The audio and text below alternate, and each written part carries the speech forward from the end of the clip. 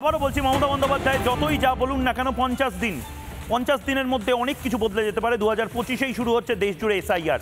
মমতা বন্দ্যোপাধ্যায় চাইছেন 2026-এর ভোটের পরে এই জিনিসটা হোক। ধোপে টিকলো না মমতা বন্দ্যোপাধ্যায়ের আপত্তি। আমরা সূত্রের যা খবর পাচ্ছি, জ্ঞানেশ কুমার ইলেকশন কমিশনার বা গোটা ইলেকশন কমিশন এই মুহূর্তে কোনোভাবেই মমতা বন্দ্যোপাধ্যায়ের এই সাজেশন মানতে রাজি নন। অর্থাৎ 2 থেকে 3 বছর অবাস্তব একটি কথা, অবাস্তব ডেডলাইন।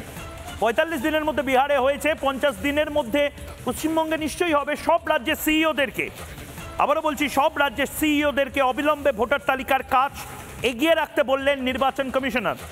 অক্টোবর মাসে গোটা দেশে জারি হতে পারে বিজ্ঞপ্তি, যে কোনো সময় অফিসিয়াল নোটিফিকেশন জারি হতে পারে, এবং তাতে যাতে কেউ আকাশ থেকে না পড়ে, সন্ময়দা, কেউ যেন আকাশ থেকে না পড়ে যে ওমা আমাদের রাজ্যে হচ্ছে, আমরা তো প্রিপেয়ার্ড নয়, এই ভাইফোঁটা গেল, কালী পুজো তো সবে গেল, আমরা তো জানি না। সেটার জন্য ইলেকশন কমিশন আগাম প্রত্যেক আমলাকে জানিয়ে রাখলেন যে দেখুন, আমাদের প্রত্যেকেরই উৎসব থাকবে, উদযাপন থাকবে, কিন্তু তারপরে কিন্তু নোটিফিকেশন জারি হবে। সুতরাং আপনারা আপনাদের রাজ্যগুলোয় কাজ এগিয়ে রাখুন। এবং আজকেই ঠেলার নাম বাবাজি যাকে বলে, আমি সকালেই ব্রেক করছিলাম সন্ময়দা, একদম ধরে ধরে যে 3টে শূন্য পদ ছিল, তার যে নাম দীর্ঘদিন ধরে নাম দেওয়া হয়নি আইএস IWBCSদের, আজকে সেই 3টে পজিশনের জন্য 9টা নামও আজকে সিইওকে দিয়ে রাজ্য সরকার পাঠিয়ে দিয়েছে জ্ঞানেশ কুমারের হাতে পৌঁছানোর জন্য। মানে টেনশনটা কি এবার একটু স্পষ্ট হচ্ছে সন্ময়দা? না, আমি ময়ূর প্রথমেই তোমাকে ধন্যবাদ জানাই যে তোমরাই প্রথম আজকে 9 জনের যে নাম পাঠানো তালিকায় পাঠানো হয়েছে, 6 জন আইএস অফিসার, 3 জন WBCS অফিসার, তোমার মুখ থেকে আমরা প্রথম শুনেছি। এবং এটা মানে এক্সপেক্টেড ছিল, কারণ মমতা বন্দ্যোপাধ্যায় বুঝতে পারছেন যে এসআইআর আলটিমেটলি হতে চলেছে। আজকের মিটিংটা দেখে পরিস্থিতি আর একটু ক্লিয়ার হয়ে গেছে। আমি ময়ূর চট করে তোমার বক্তব্যের বিরোধিতা করি না, কিন্তু আমি আজকে তোমার একটা বক্তব্যের একদম পরিষ্কার বিরোধিতা করছি যে তুমি যে কথাটা বলছো যে মমতা বন্দ্যোপাধ্যায় রাজ্যের মুখ্যমন্ত্রী সুর নরম লেগেছে, না, সুর নরম নয়।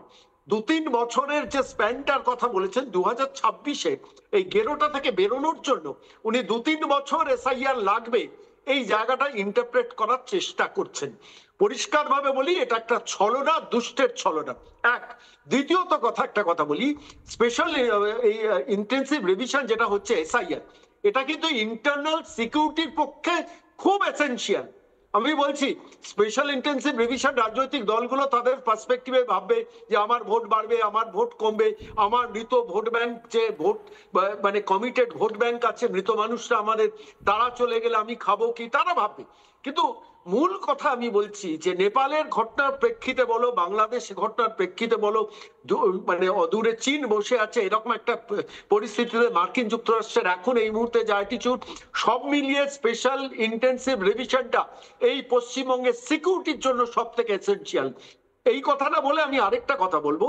ভারতবর্ষের প্রধানমন্ত্রী অজিত ডোভাল, প্রতিরক্ষা মন্ত্রী রাজনাথ সিং, সবাই এবং ডিফেন্স স্টাফের সমস্ত কমান্ডার, তারা যে ফোর্ট উইলিয়াম পূর্বাঞ্চলীয় সদর দপ্তরে বসছেন, তোমাকে একটা কথা বলি, নেপালে যে এই সংকটটা হয়েছে, এই সংকটের অনেক আগেই নরেন্দ্র মোদীর এই মিটিংটা পূর্বাঞ্চলীয় সদর দপ্তরে ফিক্সড হয়েছিল।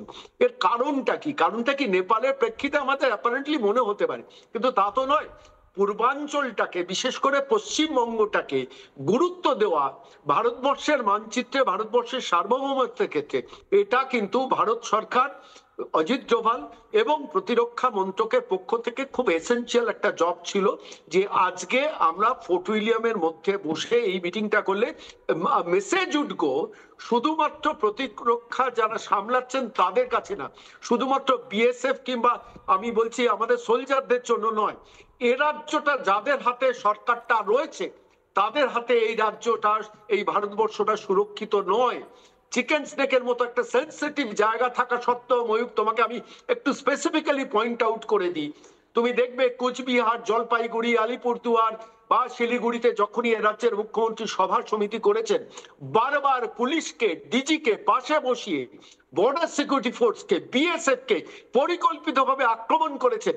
একদম ডিজি কে পরিষ্কারভাবে নির্দেশ দিয়েছেন তোমরা নজর রাখবে, কোনোভাবেই যেন বর্ডার সিকিউরিটি ফোর্সের হাতে কোনোভাবে কোনো বর্ডার সিকিউরিটি ফোর্স যেন এই লেভেলে বেশি পেনিট্রেট করতে না পারে।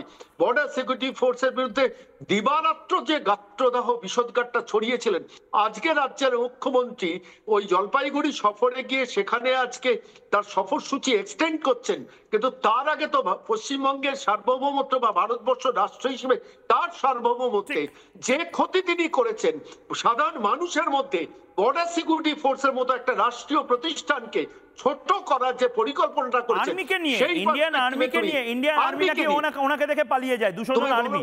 মানে আমি জানি না, দীপাঞ্জন দা হাত তুলছেন 30 সেকেন্ড। দীপাঞ্জন দা, আমি তারপর আরো বড় একটা ব্রেকিং নিউজের দিকে নজর রাখবো। আমি সন্ময়দার সঙ্গে সর্বান্তকরণে সমর্থন করছি। আমি তোমার কথাটা একটু কাউন্টার করলাম। ওনার কোনো বোধোদয় হয়নি, সুর নরম হয়নি। ওনার মতো স্ট্র্যাটেজিস্ট, ধূর্ত, ন্যায় নীতিহীন রাজনীতিবিদ ভারতবর্ষ কিন্তু স্বাধীনতার পর দেখেনি। ওনার যে স্ট্র্যাটেজি ছিল দুধেল গাইদের দিয়ে যে হাঙ্গামা করানো, যেটা ওয়াকফ বোর্ডের সময় হয়েছে, এনআরসিসি এর সময় হয়েছে, তার থেকে অনেক বড় আকারে ষড়যন্ত্র তৈরি হয়ে রয়েছে। এখন যেগুলো করছে যে যখন হাঙ্গামা হবে নিশ্চিতভাবে দুধেল গাইরা ভাইয়ের হাঙ্গামা করবে, লুঙ্গি বাহিনী, তখন উনি বলবেন আমি তো বলেছিলাম, আমি তো এসআইআর এর পক্ষে। ওনার কথায় বিশ্বাস করা, ভরসা করার কোনো জায়গা নেই। এবং স্পেসিফিক রিপোর্ট গেছে এজেন্সি থেকে ভারত সরকারের সর্বোচ্চ জায়গায়, যার জন্য প্রধানমন্ত্রী এবং ডোভাল স্যার, রাজনাথ সিং সবাই আসছেন এই 15-16-17। বাংলা এখন ভারতবর্ষের মাথা ব্যথার কারণ হয়ে গেছে রাষ্ট্রীয় সুরক্ষা।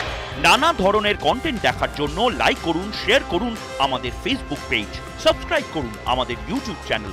পাশাপাশি অন্যান্য ব্রেকিং নিউজের জন্য অবশ্যই চোখ রাখুন রিপাবলিক বাংলায়।